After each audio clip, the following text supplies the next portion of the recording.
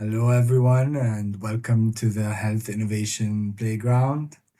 Today, we have a very exciting episode. We have Frederic Llordachs, and I'm so excited about this episode because now we have Don't a get so very, excited. Don't get so excited. Don't worry. no, it's a very successful case or a very successful person. Like, I look at your LinkedIn trying to find a way to introduce you that serves you well, but I couldn't. Like, you call yourself a digital health trailblazer, but you're originally a doctor, you graduated from medicine.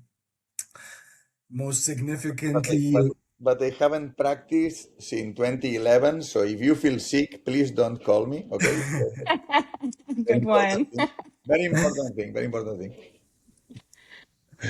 Everybody you take note. also co-founded Doctoralia, which is one of like a very big platform right now. We want to know about everything, but first, how would you introduce yourself? Well, this is more or less what you said. So I just went to the medical school, and then when I finished, instead of going to the usual pathway for healthcare, for a healthcare issue, I had an accident and I broke my arm very badly, and so then it was not so easy that I could practice normally. So then I just had as an alternative doing my MBA at the SADE, or going to a business school. If you have been a doctor or you have been trained to be a doctor, you have no idea about about management issues and this kind of things. And let's see the non-clinical side of medicine, let's say, no. And this is where I learned a lot, and well, very funny time to be on the other side. And then I started to work in insurance companies here in Spain. So then, because of that, this is when I was in touch with the internet and things like that. That in my old times, because I went to ESADE the last century. Okay, so not this century, the other one. Okay, so this is remarkable. So I'm the guy from the other century. Okay, so We I mean, were just born, I I'm a think. time traveler in some way. So and this is how all this started. So then realizing that the internet could have an impact in the future, this is when I had this idea to do things in this space, and as a plan B, or as a pet job, we started a project called Doctoralia, and this is the pet job started to take traction when Mr. Steve Jobs did this, no, just launched the iPhone, and in 2007, and this is when, let's say, that the world get digital, no, the jump from the internet in the office, in corporates, to the home, to your handheld, was definitely the first step. And we had a project that was Doctoralia, that was ready in the healthcare space, that was more like a yellow pages of doctors than other thing, but that was very optimized and very popular here in Spain for years. So we were, for 3 or 4 years, the most visited web page in healthcare in Spain. That is more than insurance companies, than hospitals, than ministries, than, I mean, nobody had so many visitors looking for healthcare than Doctoralia did. And this is how, well, and the other thing that was that we had in mind all time, having the building a platform that helped the patients to reach doctors. No, so the online appointment system was in the early beginning.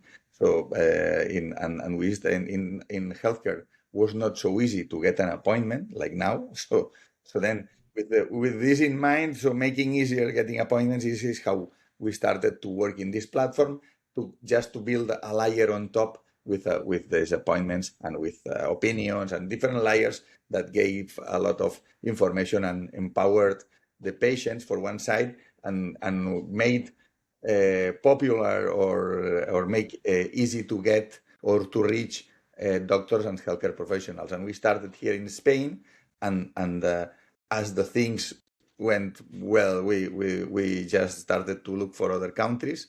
We tried in Germany. There was a guy called Jameda. We tried in the States. There were dozens of proposals, but in Latin America nobody was doing nothing like that.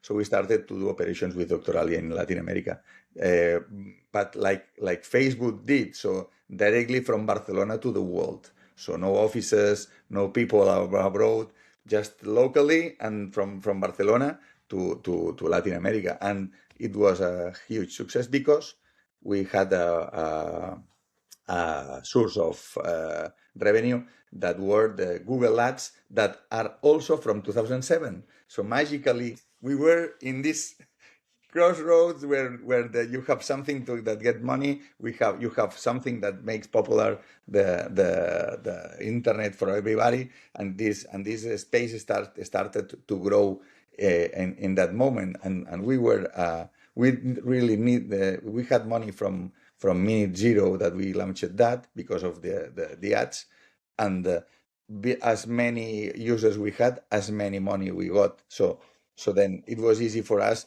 to build a team that really make it grow here in Barcelona, make it grow and grow and grow, and it was definitely a huge success in countries where nobody was looking at, no? Because we think in the internet and everybody's looking for Germany, for UK, for France, for the States for sure, but you know, countries, Latin America, Mexico, Brazil, nobody had in mind Mexico and Brazil, that are massive countries, massive. Brazil is as large as Europe, the whole Europe.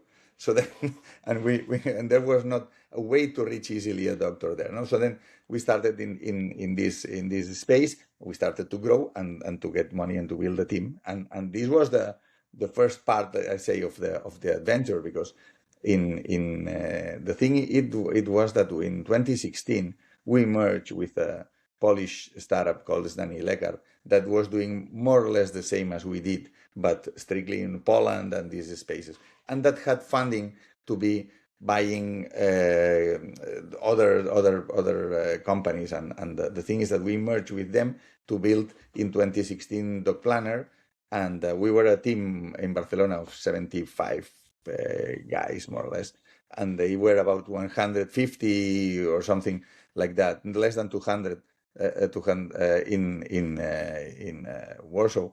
And well, the thing is that nowadays the planner is a unicorn, is one of the digital health unicorns that Europe has, and operating in 13 countries, was able, for instance, to buy these guys in Germany called Jameda some years ago, and well, it's millions of users and millions of online appointments, and this is and thousands of employees. That is also the other side. So we have 13 offices around different countries, in countries again that are not maybe the most poshest, I would say, no, maybe not so apparent as the States, but they really are moving a lot of people around, and that are giving a lot great services to a lot of population, no? And this is something that we started with 3 guys here in Barcelona, just saying, well, what if we take this domain called Doctoralia and let's do something related with healthcare, no? And it has been a long journey but it's funny. And in fact, last Friday was the 10-year anniversary of our merge with Lamalitica to start the planner as it is now. So in 10 years, we just let them do everything, and we just move that way, and they have done. We went from 0 to 1, no, let's say, or from 0 to 5 million, and they have gone from 5 million to far away, you know, and this is the short, in short, more or less all the history that we have done for so many years, and having a lot of fun in the road, and learning a lot, and failing, but especially being lucky. So when I say, there is a plan, no, there is not a plan. So you just no, this business, no, because you had we had no idea what we were doing, in fact. So one step was followed by the other, and we had a lot of good decisions in our pathway. But there was not. I mean, there was not a master plan of the universe of conquerors, or no, it was something more basic, I would say, and based in feelings, and based in trying to be nice guys. That is also part of the history, So I guess that if we were not, at least the original team in Doctoralia, we didn't have a, a partners agreement. We didn't have nothing like that. So it just was verbal agreement, and the stocks that the stake, the shares that we had in the beginning, and it was more or less like that. And everybody had his role or their role, and we were always agree with the decisions. That it was, I would say that the most difficult part to get for any startup or any project. So putting people together, egos apart, and just thinking in what was the good thing for the project. No more than that, I would say. Questions? Tell me something. Thanks so much, Frederic. That was a plethora of knowledge that you shared with us already. Very grateful. I love to hear how your entrepreneurship journey went from the yellow pages of medicine all the way to actually a unicorn. And I want to take a couple of steps back here and really pause on the first couple of challenges that you encountered. You mentioned there was a big part and a big emphasis on market expansion, right? Going into those markets that maybe are unthought or unheard of, especially at that point in time. But early in those years, when it was all coming together, what would you say were the hardest challenges that really took time to figure out? In fact, the hardest challenge is always hiring people that really can work with you, So there is a lot of people that are rock stars. There is a lot of people that are very good at what they do. But at the end of the day, having a team is a team. A team has to work as a team, And I always made jokes about how difficult it was to be hired in Doctoralia in the early days. So we had an exam. So going to NASA probably it was easier than getting into Doctoralia as an employee. So we had a lot of processes in the middle, and because you must be really, really top developer and things like that. But at the end of the day, the people that really succeeded, it was the people that was a good person. So it was good people, no? And this is probably the idea, because it's not so easy to get. There are always difficulties, and when you have a small team, you don't have a second chance to do things right. Okay, so in the beginning, we had some trouble hiring. I mean, I remember that we hired a guy that unfortunately he was on drugs, and we didn't realize since one day in the office. Okay, so that was absolutely, and we only we were less than 10 in the office, so it was impossible to to realize how high was the guy when he came. Okay, so even we had to call an ambulance to make him calm, and I think that this was a great experience, because on the paper he had an amazing experience, and when he was not on drugs, it was marvelous. But the problem is when you are believe it or not, a 24/7 employee. So you must behave on responsibly, because when you finish what you do, since you finish your daily job, to when you go back to the job, can have impact in what you do in the next day, and this was an experience, and really moved my business partners and me to look for somebody to take care of this hiring job, that it was not only based on what you do and what you know, but how is the conversation, how are these soft skills, how good are you, and that, and I really that our first human resources responsible manager, she was absolutely amazing on that, hiring developers, and she explained absolutely insane histories about guys coming with the parents, guys coming with the guys trying to catch her, not just to go, well, let's go outside and all that. We're in the middle of the interview, so things that can be in a soap, in a TV show, because it was amazing histories about that. And this is what we needed, really, somebody to take care of these soft skills that are not so soft, that can can give you, can put you on trouble in the daily relationship in your task. And I'm very proud of how something that happened when we merged with Lamalitica to become the planet. It was that in 3 years there was no uh, people quitting, people leaving the company. That is something that when there is a merge uses to happen, no? Because you feel that you lose your role, or there is a competition or something like that. And really, I guess that I tend to think that most of our uh, advantage against other players that were coming to this space, it was because our team was a compact team, and it was compact because it was nice people that was willing to do their job properly, and that really had this energy for doing things right, no? And this is something that's important. So people is important in when you start a project, and the people you are that it's with you, and the people you are related with uh, will have an impact in the future. So take care, be careful with the people you hire, and if there is not a fit on that, just let them go to another place as fast as you can, because it's the best way for everybody, in my opinion. So interesting. You mentioned also that you went through a lot of failures, and I know the journey of entrepreneurship is a roller coaster always. Yes. Uh, Can you remember any of these failures? What got you out of it, and what always made you move forward?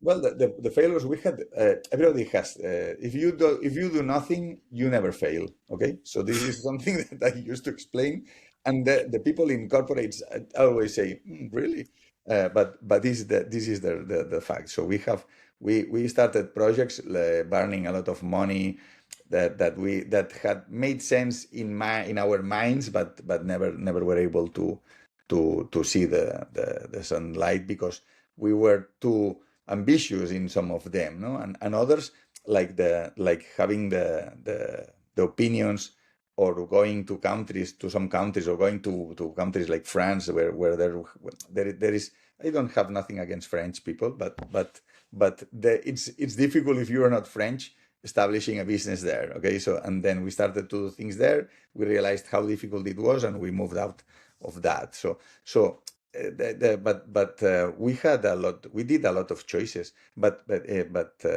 and you never know how important is the impact that your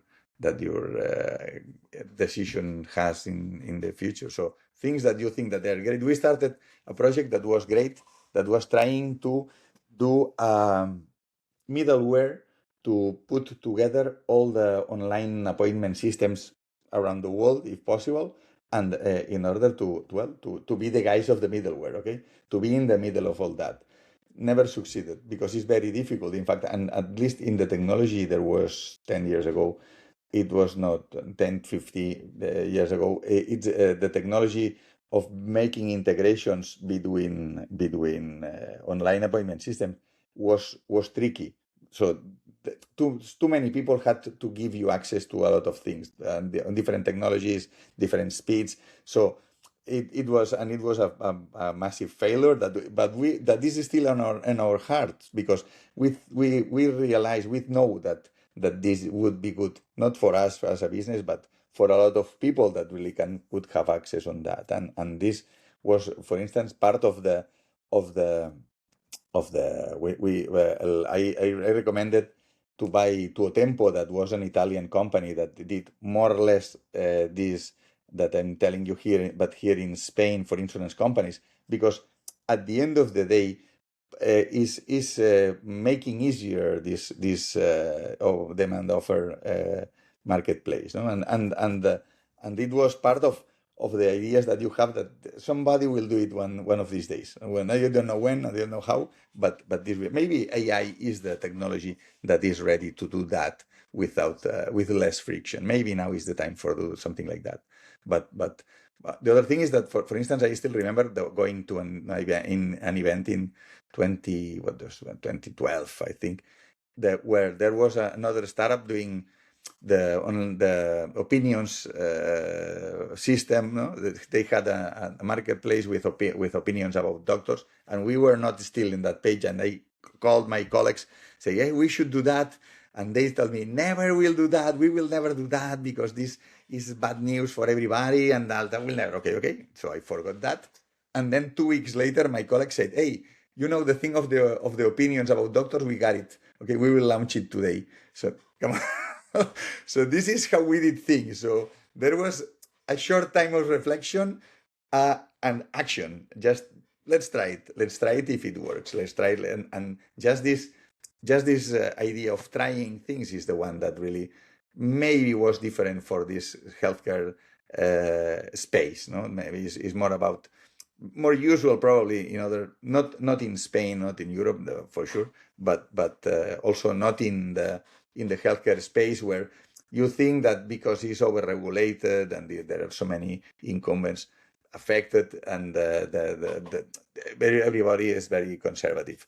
And well, we tried things, we started to do things, and things went well, I must say. Yeah.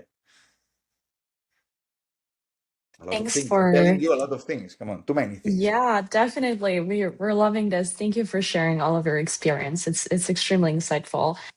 Um, Now we've talked a little bit about Doctoralia, Doc Planner, the merger, and so forth. In about 2020, you left Doctoralia, right? Yes. And that was after more than a decade. Can you talk us through what made you choose to actually leave, and how did it feel to actually hand over something that you've built from scratch to other people? How did that feel? No, but the thing is that you know how bad was COVID for everybody, and the lockout and all that stuff, and I was working in a corporate, because when a company really, instead of having these ideas and the mentality of doing fast things and all that stuff, you have 3,000, more than 3,000 employees, you are a corporate. So believe it or not. And I had my feeling when seeing how bad were things and so many things that could be done, I said, come on, I feel that I should try to do things. I had invested in companies that were not doing the things as I should, as I probably had done it. And is when I said, come on, I can do it better than them. And I want to start again from zero, because I'm an old guy, but I still know better than others how to do a lot of things. So let's try to go for it. And they said, I love you very much. You are doing it very well. Oh, if you need me, call me. But I'll try to do new things, and because I think that there is room, and it was a good moment to start new projects, because it looked like the world was asking for solutions that were never been asked before, no, and that people was definitely digital, and because only because of that there are a lot of things that could be done, and this is how I said, I live, enjoy, and that's all. I still have a small amount of stocks of the planner, so I'm very happy with what they do. But I started my own path, my own way, and I'm having a lot of fun. That is also part of this. So is not being part of this PNT and the procedures and the meetings and the committees, and come on, let's go back to rock and roll. That it was the let's think it, let's do it mindset is I am enjoying that a lot, and this is what I said, and this is what I'm doing, and again, I'm having a lot of fun, seriously. with Lamalitica. Okay. Yeah, Thanks we for that. wanted to ask about that. Like, after handing off Doctoralia, you could have done anything else. Like, you could do advising, you could chill at the beach forever. But Yeah, what made you? this is always bad news. So there is a lot of people that have a lot of trouble with justice, with drugs. We know, come on. It's good to be busy in life. Okay, so maybe you can be busy. I don't know, just adopting kittens or whatever. Uh, or maybe there is a lot of all entrepreneurs that want to be investors. I hate investors because they only think on the bottom line. They forget the essence of that, the essence of starting something, the essence of having a vision. So they only look for the vision is the bottom line vision, and this really is stressful and is sad, especially if you have been in the other side, trying to push your colleagues that are trying to start something. No? And I'm not very happy with this investment side. And and what could I do? Could go to be a doctor? I don't love it. I like it, but I'm not as good as in other things, and I thought that I was good in at least envisioning what could come and what could be done, and this is how I started to try to launch a project based on AI that could help doctors, patients, all the people that is incumbent, because at the end of the day, all of us will be patients. So let's try to work when in something that could help us when we became patients. And how did it start? Did you always had this idea, and then when you got the time, you launched it, Not or? really, not really. No. I mean, the things came. I will always say I'm a lucky guy. So there is a lot of people coming to me and saying things and explaining things. And I had a good friend, very good friend, that came. I had started something in the chronic field space, and I had a lot of trouble with my business partner, and I just quit. And they said, "For you, enjoy." And when I was just having in mind what to do, even I did I got the basketball coach license in the in this space, just for things to be done. Well, let's go for coach. I was with this colleague that is in the circular economy. That means that he manages trucks to get rubbish from one side to the other. Okay, so this is a circular economy, just carrying garbage. And he told me, I had 6 guys taking notes to my EIRP to put all the invoices of the truck drivers, and now I'm using AI. Instead of 6, I have half employee with that. I say, wait. So you take invoices, and who puts the invoice on your ARP? AI. So I challenged him.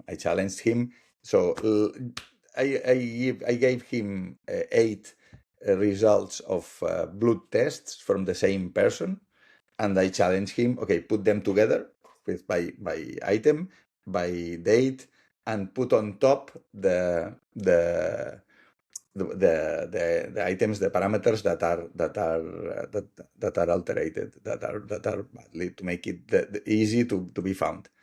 And he did it with AI in half an hour, and I said, let's go with this because we must do something fast on that, because this will change how is healthcare. Because one of the main problems in healthcare industry is interoperability, and interoperability is based in putting together apples and apples, pears and pears, no, and watermelons with watermelons. And it's very difficult to put them together because it's expensive. But if you have a way to cherry pick the data from the same patient in different times and put it together in the way you want to see it as a doctor, you have solved this problem. And this is what we had in mind. Just AI was the right tool, and is the right tool, and will be the right tool to cherry pick the data, put it together, and helping the doctors and healthcare professionals to do their job in an easier way. Because now they live in a world that is digital, but that is not integrated. So there are dozens of PDF files, Excel files in different spaces. So put them together is very hard. Most of the time they are printing, they are marking, they are putting the information together. We can help them to put the information they need together. And this is what we started to do with Lamalitica. Just first of all, the Lamalitica comes from Analytica, that it is how in Spanish is called the blood test, is Analytica de Sangre, is the blood test, and we did and we needed a name, fast name, LLMs, Llama, Analytica, the blood test, Llamalitica, .com. It's free. It's mine. Brand. It's free. It's available. So let's get it. And in 5 hours we had everything. So it's about doing things fast. I would say, and do it with passion, because we have learned a lot. This was almost 30 years ago. So we have learned a lot of all these changes. We have made it deep. We have gone very deep in a lot of spaces that are now on that, and is an amazing, and there are a lot of things that still can be done that we will do in the short term, and having fun. That was an important thing too.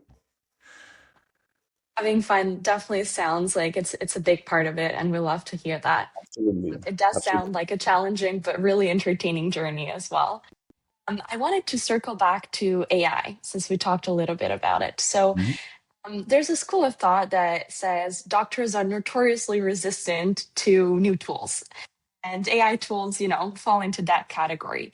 And you probably lived this experience. This is the reality. So when people say doctors are innovative, is because they don't know doctors, because they are guarantees. So you have been trained to give a solution.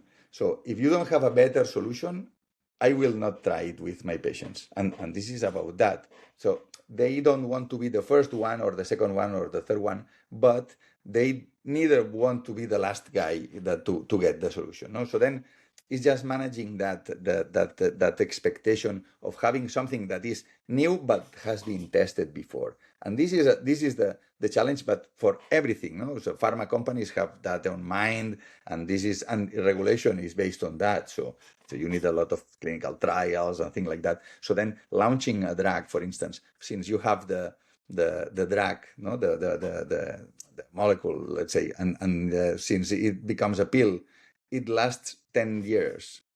Okay, so that's a lot of time to think, to change, to check again, to recheck. Okay, so and this is the mindset in healthcare. So it's a slow and slow, at least for the.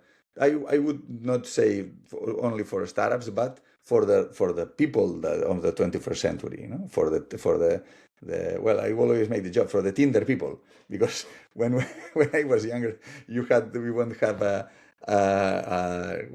relationship with somebody. You went to a bar or to whatever.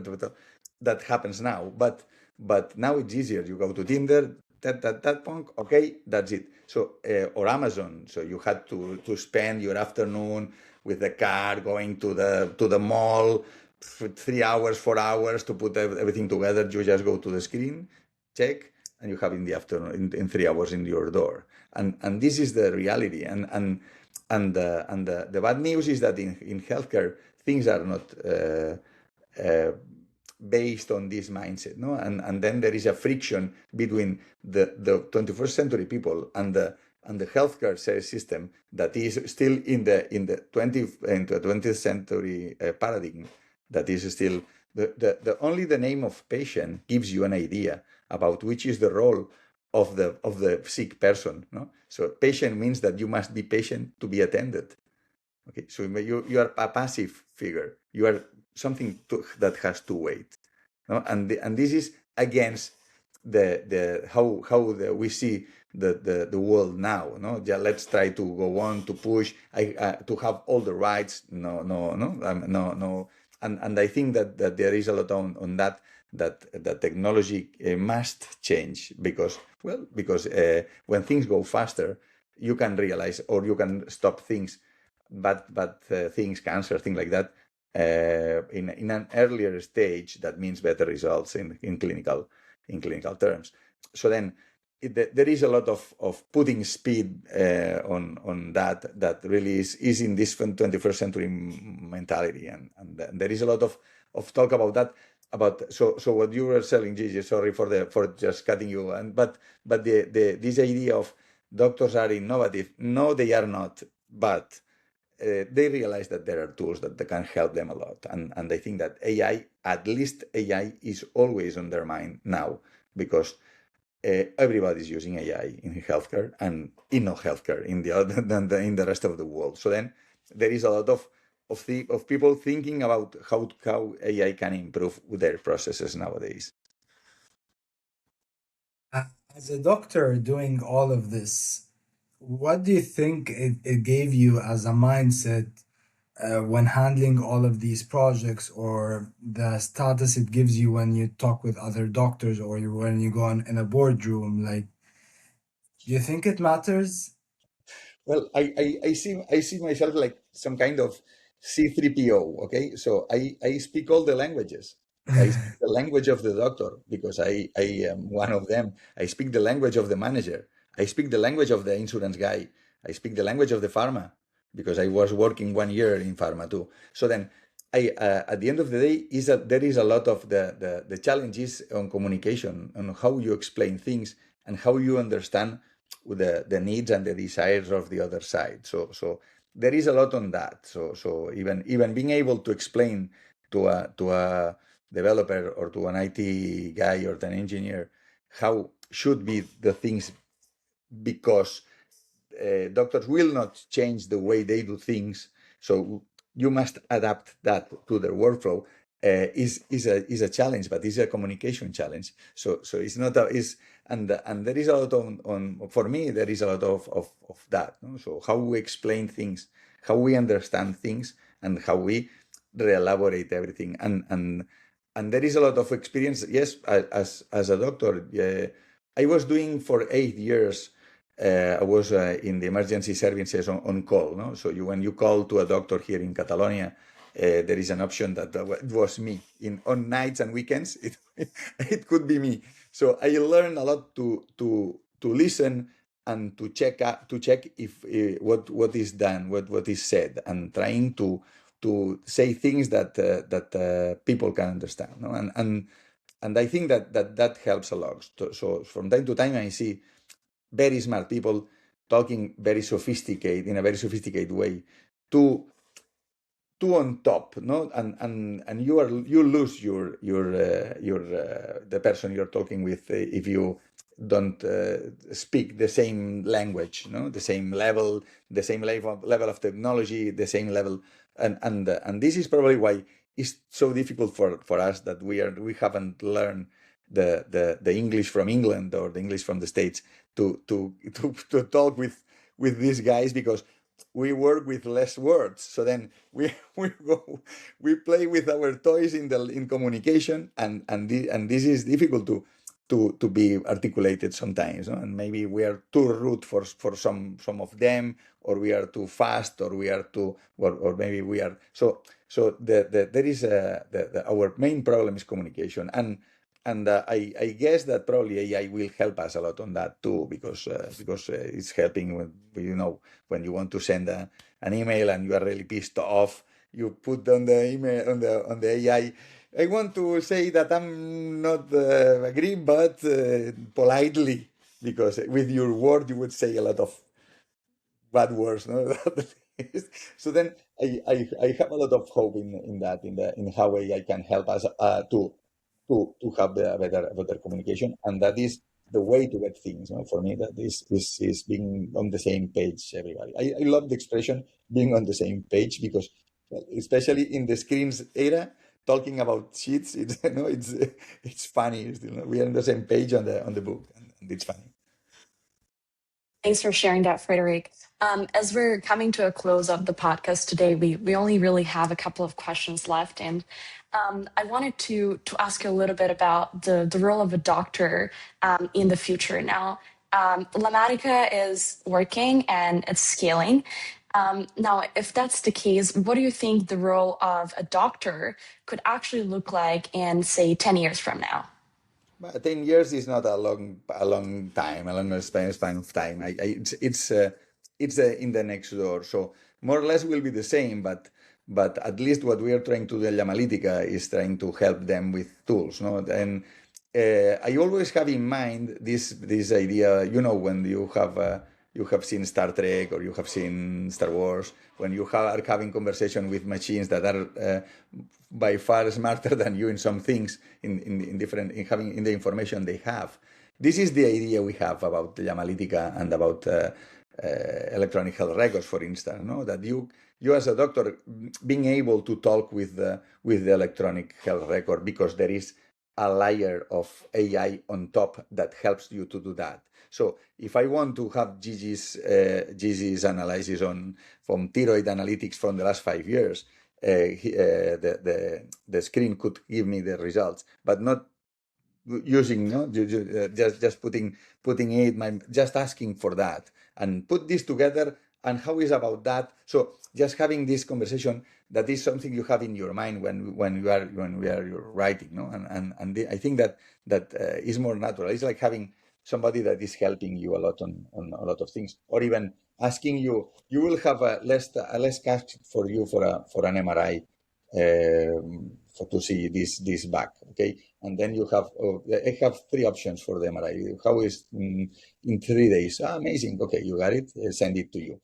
And directly just talking with the system will do that job that is not the medical job, but is the medical assistant job properly. You know? And adding maybe some a topping of medical knowledge that just to help the doctor in some aspects. So when get lost or there is something you haven't realized, or there is a change on the medications, or you know that being a doctor in the 21st century is being lost, being living 6 months ago, because there are a lot of changes on the medical pathway from day to day, and just being only for that makes sense, having a tool that helps you. Hey, be careful because this antibiotic is not anymore in the market. Hey, be careful because this guy is taking this pill that has a small interaction in some cases with this other. No? So is having these tools to help to take decisions, because at the end of the day, the responsible for any treatment, there is no country in the world where the responsible for a treatment is a machine. So there is always a doctor that signs and that can go to jail if it fails, if something goes wrong. And I think that is important to understand that as long as there are persons responsible for the healthcare of other persons, we will be in the right place. And the tools that we are able to build around that will be the right tools that will probably help a lot to doctors and for sure to patients. Very excited for these days. Well, Now, it's an amazing era to be on healthcare and to be on technology. I think that there are for the next 10 years, we will do a lot of things with AI and technology that have been waiting for 24 centuries. Okay, so and in healthcare, and I think that this will be a good time to be in the next 10 years. There will be a good time to be a patient. Let's say to never be a like doctor as well. never like before. Okay. Okay, that was so interesting. I would like to finish off by one last question, and it's kind of a personal question because me myself, I'm a doctor as well, and I did this master's in health innovation and entrepreneurship, which sparked a lot of ideas for me. And now, for the last 3, 4 months, I've been working on a digital health app uh, for back in Egypt, where I'm from. And to be honest, the journey is is a bit scary. There are lots of uncertainties, more and more signals that tells you to give up than what tells you to continue. What advice would you have since you went through it all, not even once but twice? What advice would you give someone like me? Well, but there are two things. One is do what your heart says, no, and so if you feel that you don't feel comfortable, don't force yourself. I think that is important. And the other thing is the opposite. So just do it. Never like now to start something. Never like now to be on the first step of something. Because uh, everything takes a time. You come from medicine, you know how long are treatments, how so you recover from a hip surgery, maybe you stay 6 months to be fully recovered, things like that. So there is always healthcare is always slower. So as fast as you start now, as better for having the result as soon as possible. But on the other hand, don't force it. So it's a choice. I would also recommend you starting like a pet project. That is what I did, and when the pet project is bigger than the project you are in, just you can jump to that. And if the pet project becomes a pet project forever, okay, it can be a hobby. Okay, a hobby, an expensive hobby or a hobby that gives you money. So or rewarding hobby. So you never know. So but for me, I was for a long time with the idea of starting something in the internet space because when I left SADE, when I left the MBA, I had some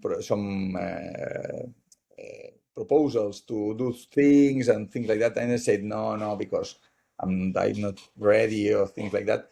And but some months later is when I started to think, why didn't I try to do that? Because at the end of the day, is experience that I get, no? So then. Uh, don't do anything that can make you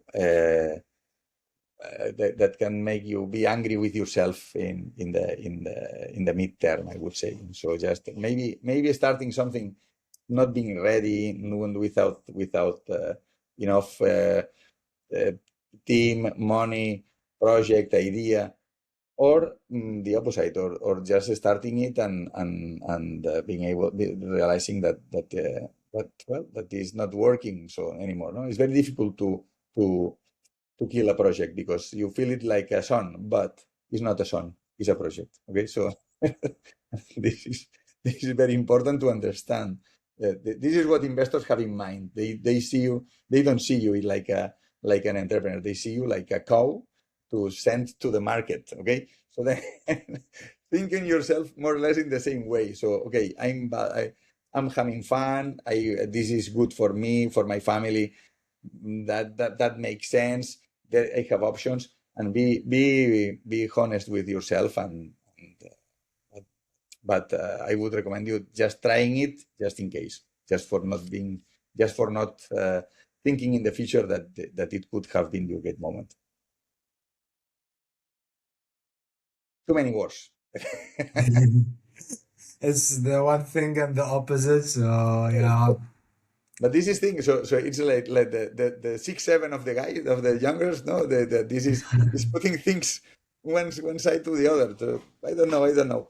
Yes, no, yes, and for sure there are days that you say what I'm doing here, but I mean you have you must be fun. Must have fun while you are doing that, or whatever you do.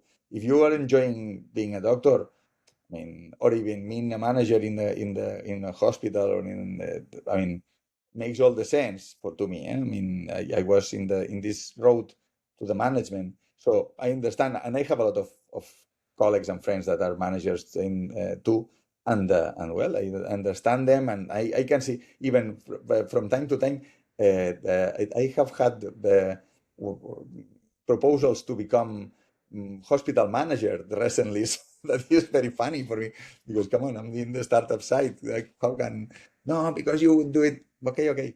But so then you must do what you really enjoy doing, and it was my answer. No, now I'm very motivated for Lamalitica. Okay, so then with the AI thing, and maybe if somebody buys me Lamalitica, I will call you to become a hospital manager, but not now.